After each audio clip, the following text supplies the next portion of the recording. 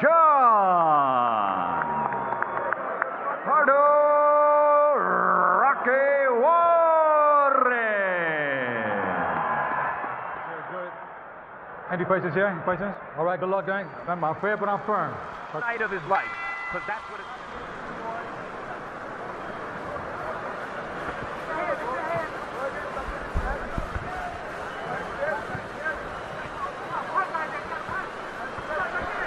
You know, we were talking about Arturo Gatti earlier in the night, comparing Michael Katsidis to him. And Chris John, who's a slick boxer, a busy little boxer, not that much. But when he punches, he does well. But to get those shots off against a guy like John, who, unlike a lot of fighters we see, puts combinations together so well, makes it more difficult to see. But I may be wrong, but it seems like John is leaning in himself a lot more, being more safe already. And this fight is followed into the same pattern of the first fight, but Walker coming in, hesitating just a little bit, and Chris John just got off and slides off to his right. Ties him up, and that's what Juarez is gradually able to get the scoring off. But John is leaning in. He's not moving as much as he did in the past. Let him walk into your jab. Move up a little bit. 40 jabs thrown per round. He stepped it up a little bit in that round and landed 20 punches.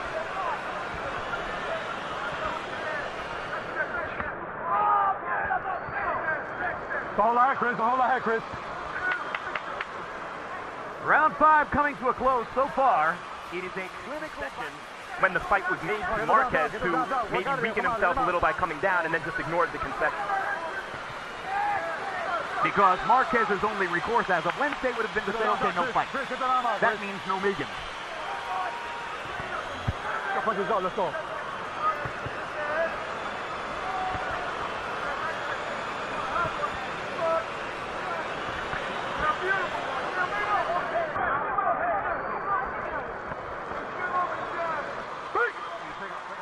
And as John and Juarez continue to fight essentially the same fight we've been seeing. Earlier this evening, our Max Kellerman conducted an interview with Juan Manuel Marquez, the trainer. Y boxearle con inteligencia y tratar de eliminar esa ventaja que va a tener en el peso porque...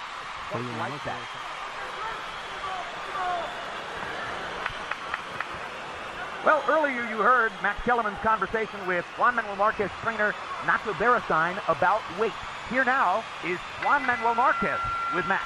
That the weight might be an issue, and that the action between John and Juarez. But Max, let's start with this one.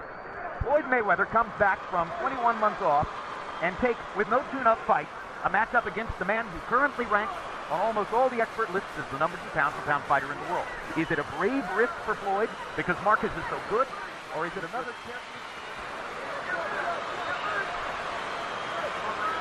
In the last 3 rounds prior to this one, Chris John outlanded Rocky Juarez 74-24 by CompuBox count.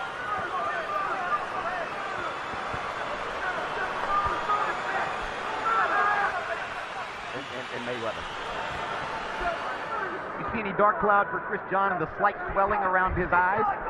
Particularly the left eye, which seems to be closing up a little bit. It could be because they're tight and close where the head's going to be banging and whatnot. But withstand the economic forces of the sport enough to make that stick if both fighters keep winning and get into position to fight each other. We got it in your hands. Come on, Chris. Chris, I'm out of scope. He could comfortably probably still make it through, even though it might be closed near the end. In the next round, Emmanuel, I'll ask you to keep... Come on. Given that he's the larger man and that he tends to fight in a controlled, technical style which emphasizes defense. I just feel what pushes me to favor Floyd a little bit. In a scouting report for the fight, Oscar De La Hoya said, looking back at his fight with Mayweather, he realized that Mayweather had trouble with 2 things. A, his jab. B, combinations when he would throw more than just 2 and get inside the jab. But certainly throwing punches in bunches is one of Marquez's greatest strengths. Does it enhance his chances to win? I think so. I think the jab statement was true, but Marquez would never hardly be as effective as Oscar was. Oscar was a 5'10" guy compared to, but Oscar negated the height by bending forward and then used the jab as good as he could have. But, you know, throwing punches is good, but I think in the right hand lead, he has a good chance of scoring a knockout still. Max, what's happening in Chris John and Rocky Juarez? I mean, Juarez, as he did in the first fight, started to land some heavy shots to the head. Of course, here it is in the 11th round, and he's way, way behind on the scorecard. Great shape. Because you're throwing those punches, he's going to only land maybe 1 out of every 8 with Floyd. And he's going to have to be in shape to not be tired in the last part of the fight. Final question, Emmanuel. Because Manny Pacquiao has been putting people on their backs spectacularly, does Mayweather feel any underlying pressure to produce a knockout tonight? I think he's going to feel that. And, and going down to the left. But it appears if he stands up, he probably wins. Yeah, it looks like they both stepped on each other's feet, and even though Juarez kind of stumbled backwards, I don't think anyone was really good. Desperately imploring a fighter to do what he wants him to do to turn around the lost fight. And he's saying the right thing. Wins, no losses. Wins over Marquez, and it looks like Juarez now twice. And, the dominant position that he enjoys now in the featherweight division is something that he earned. 44 wins, no losses. Well, he probably didn't deserve. And actually beat the top featherweight in the world and win the title. But it's turned out to be, so far, what it was more likely to be, which is a continuation of the Chris John story. And the Chris John story is a story of a guy where you could easily say John actually won that fight, but Marquez was deducted twice for low blows.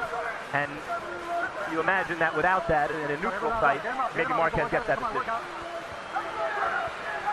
But it's certainly, John may have outfought him anyway, and it was a close fight. Well, let's put it this way. Since that fight, John has made certain that Right, but he's never lost, and one of the draws was for Juarez, and another was a technical draw early in a fight in 2004. So in other words, he's really functionally probably 45-0. If in fact you agree with the decision, he has proven his quality above that stage now. And he's the class of the division. Oh, he almost goes down on a left hook. 30 seconds to go. Juarez was recognized.